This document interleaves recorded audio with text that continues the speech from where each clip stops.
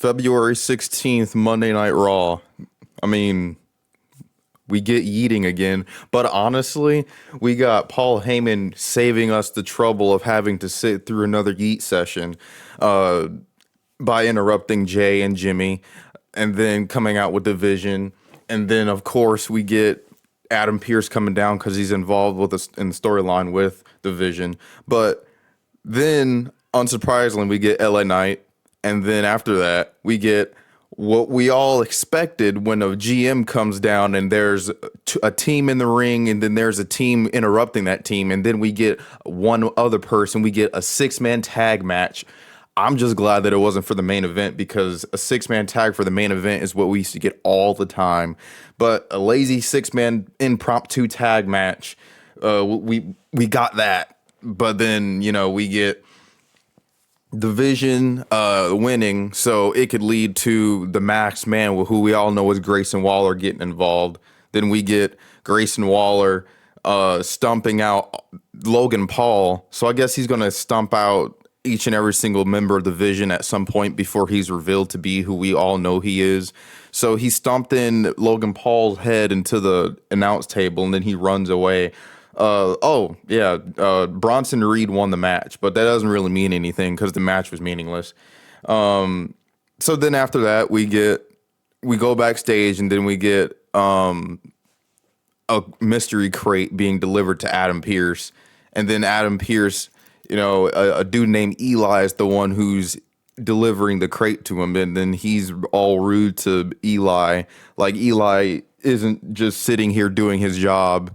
And then he's saying, well, do you know anything, Eli? Because Eli was like, I don't know the details because that's kind of confidential information. If you're, anyways, regarding disregarding all common sense and logic here, I think we're getting the because it says not to open, but it says not to open it until the date of Elimination Chamber, which is the 28th, I believe. So I guess we're getting that crate delivered to SmackDown and then the Elimination Chamber, which is still struggling to sell tickets, even though it's 2 weeks away, just like 2K26, and they don't even have a solid match of gameplay. But that's besides the point.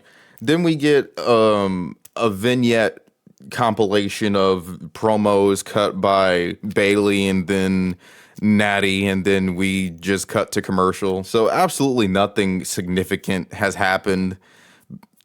Nothing groundbreaking. I mean, we already know Grayson Waller's the masked man, and then we get this qualifying match promo thing. So we've spent at least like half an hour on nothing. So, yeah, that's for now, but let's see, because we got this triple threat match coming up for the women's Elimination Chamber qualifying match, so let's see how that goes.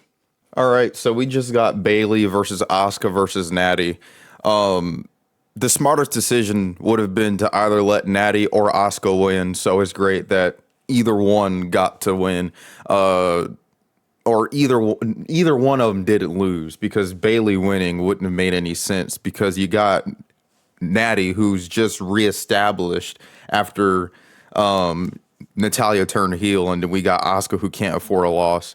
But then after we get Asuka tapping out or pinning Bailey, we got Maxine coming out, but for some reason running the way she does. It's a very funny run. And then we get her attacking Natalya from behind, and then the crowd chanted "whoop that trick" for some reason, even though that's for someone else on SmackDown. So then we get Adam Pearce and Obafemi, talking, having a conversation and talking about how Oba needs to sign to Raw. Adam Pearce is talking about how Raw needs the ruler needs a flagship. He's trying to convince Oba to come to his brand, and then we get Rusev. And I believe we had the same face-off in NXT on a house show one time, but we got Rusev versus Obafemi. But the only problem is Rusev is such a jobber that none of this really matters, because dude, Sheamus put him over at Clash of the Castle. Oh no, not Clash of the Castle. Clash in Paris. He went over on Sheamus. Sheamus tapped out to Rusev. He beat Sheamus in a rivalry. And then for the rest of the year, he took L after L after L after L after L after loss to Dom Mysterio. So all of his credibility is gone. And then on top of that, after he jobbed out consecutively, the dude was taken off TV because he had something going on in his personal life. He had a wrestling school, I believe, or training people, and then him and Lana are having a child.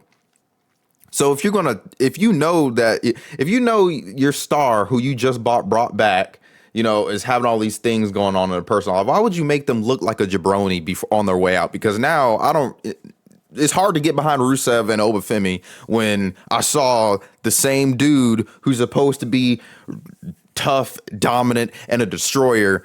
We're talking about Rusev here, came back last year after WrestleMania, then a dude loses over and over again. I'm supposed to take him seriously against someone like Obafemi? Really? It's not going to happen. But yeah, after that, we got a commercial break. Before the commercial break, we got a not a vignette, but kind of an animation of Liv Morgan, because we're gonna have an interview between Michael Cole and Liv Morgan. But that's after commercial break. So we got CM Punk cutting a promo. Then we got Finn Balor's Catch Your Breath theme song. So I'm pretty sure I think that theme song is here to stay. I think I Am Danger, his Judgment Day remix of the theme song, is gone because Finn Balor recently had a match with Javon Evans at a house show, and he used the Catch Your Breath. And also Belfast CM Punk versus Finn Balor was also used when it came to the Catch Your Breath theme song. So I'm pretty sure Finn Balor's original theme song is here to stay, and I don't hate it. I love it, and I want him to turn face so bad, but I kind of stopped caring because I know that they're not going to do anything with it to follow it up. Look what they did to the New Day. But yeah, CM Punk, He cuts a promo, and then he talks to Finn Balor, but then Finn Balor he comes out with Dom, and then the returning JD McDonough or Jordan Devlin, that did nothing. like the way they brought him out was so anticlimactic. And then CM Punk, he verbally eviscerates them, and then he starts talking about how Finn Balor didn't need anything, or he didn't need anyone on his side to have all his accolades and everything. And then Finn Balor was talking about how he is the best in the world because he beat Roman, he did all these things, and he survived the tough climate of the dojo. And honestly, Finn Balor was speaking facts. He said nothing wrong. He is the best in the world when it comes to that stuff. But then it immediately reminded me of Shinsuke. No, it reminded me of Ricochet. It reminded me of Ricochet when he said that Finn Balor was one of the people when it came to WWE ruining legacies. And I agree, because Finn Balor's legacy is tarnished as of now. All of those great things of him winning the Universal Championship, him beating Roman Reigns, him doing all these great things, that doesn't mean anything because the dude's been a jobber for a few years now. His career has been on a complete decline. And all those great things are great and all, but as of recent years, those didn't mean anything. So then, we get Finn Balor holding back JD and Dom, and then CM Punk walks out of the ring, and then that's the end of the promo. Then we go backstage to Io and Rhea, and then, they get insulted by Kyrie and Asuka. And then I kind of just didn't really care about that segment, and then I unmuted my TV just to hear Asuka yell Kyrie's name, and then the overacting from Kyrie kind of really makes me cringe painfully. So I just kind of just waited for the next segment to be over. It was very, it was all right, but yeah, we're getting we got Ludwig coming. Well, El Grande Americano, but I mean the gimmick is pretty to me. I mean, it was from the beginning, even when Chad Gable was doing it, because Chad Gable should have had a Intercontinental Championship reign by now. But he's fighting Penta, and Penta versus Pete Dunne versus Ludwig was a thing that was a triple threat rivalry. And then we had Penta versus Pete Dunne, and then we had Penta versus Ludwig for like 1,000 years because they didn't have anything for either three of them, so they just had constant matches. So this match is just a rematch of the match that we had already. It doesn't really do anything for me. But, the match is on, so I'll just come back when I see the result, see the winner of who the match, of what the of what this match is. All right, so we got Chad Gable, or the original El Grande Americano, interfering, and leaving room for Penta to hit the Springboard Canadian Destroyer to win the match. After that, we got the same old that we had for a week or two at this point, which is, will he pull the mask off? Will he not? Chad Gable, he has his hands on the mask. He pulls it off halfway. Oh no, here we go with Pete Dunne and Tyler Bate to make the save. I mean, I didn't care last week or the week before that. I don't care this week. All this is stupid to me. I don't really see any significance behind it, but I mean, that's it really. I mean, I don't really get any feeling from it, to be honest. All of this is unnecessary, but yeah, that's how I feel about the, I mean, the only thing that I'm really looking forward to for this to be over is El Grande Americano versus the original El Grande Americano at WrestleMania 42. It writes itself. If they don't have that match at WrestleMania 42, then I'm not really, I wouldn't understand why. They clearly need to have some sort of payoff, and WrestleMania is already struggling to sell. I mean, today is the last day. If you use code Winter, you get 25% off because TKO finally caved. But hopefully they do something with that, to end it. Hopefully WrestleMania 42. Hopefully. So we get AJ Lee's music hitting, her skipping to the ring, and her trying to roast Becky over the mic. Becky, she was backstage at this time, but it was just AJ Lee cutting a solo promo. And we just something fell off when she was like, trying to throw shots at Becky. It just sounded really rehearsed. Like, usually I feel something from AJ Lee's promos, but this was very strange. Like, it felt off. Then we get Becky, overacting and, bringing up Sports Illustrated and all that. And then she comes to the ring, and then, it was like this. It was like this punch thing that she was doing when she was like walking back and doing it forward, walking back and doing it forward. And then they were both sounding like they were reading from us. It was like two theater kids rehearsing their lines on stage. It didn't hit the same. Like it felt very off. Something felt pretty wrong.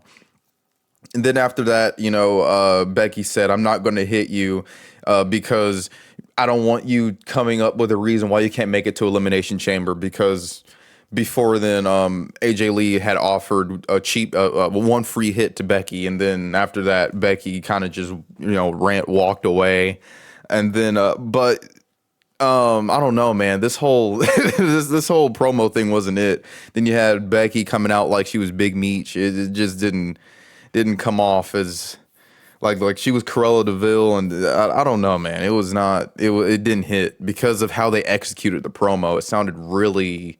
It sounded like they were reading, rather than insulting each other on a promo. And then we get Adam Pearce walking backstage. He excuses Gio just to walk into the Vision, and then Austin Theory delivering a very strange. Everybody sounded robotic. Everybody sounded like they were reading off something tonight. It was very strange. And then Austin Theory yelling at Adam Pearce, talking about this is how you run a show, and and then Austin Theory is looking like the moveset guy from 2K, but he tried to be intimidating and walk out the door, but then he failed to open. He botched opening and closing the door. It was just, everything was weird. Everything is off tonight in Memphis. whoop that trick. That's pretty cool. I mean, they are in Memphis, so that makes sense. But I don't know, man. The crowd, even like the crowd chanting "whoop that trick" in every segment is really stupid too. I prefer them to just not do that every segment. Like in Memphis, they're turning that into the "what" chant when everybody says something and then they say "what" after every 3 words.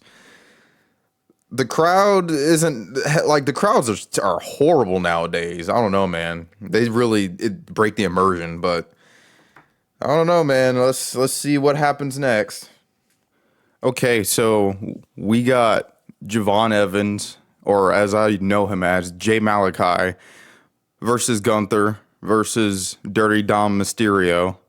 It was a good match, but at the same time, I feel like it wasn't going to be Gunther either way because of what Gunther did to Dragon Lee by hanging him over the rope, using the Brody Lee special. No, sorry, Brody King special, which is the sleeper hold over the rope. I don't think that Dragon Lee would have let that go unanswered. So to see him hit him with the ring bell, and also it's poetic justice because Dragon Lee got hit with the ring bell by Gunther, and now is Gunther being hit by with the ring bell by Dragon Lee. So all of this was great. But then we got Dragon Lee hitting Gunther with the ring bell, so Gunther was out for the remainder of the match. We got Javon Evans hitting Dom Mysterio with the OG cutter after the 619 failed frog splash attempt, and then the show went off air like that. I think that was a great ending, and honestly, I think that this is probably one of my favorite Raw endings personally because I've been watching Jay Malachi since he was DPW champ, and he was winning all these trophies, and Jay Malachi on the indies. So to see how far he's come and how far that his future's going to go, it really made me happy. That really that really made my night for real. Man, yeah, it's honestly surreal to see the trajectory, see how I can't even put it into words. So let me know what you thought about Raw tonight. Share it in the comments below.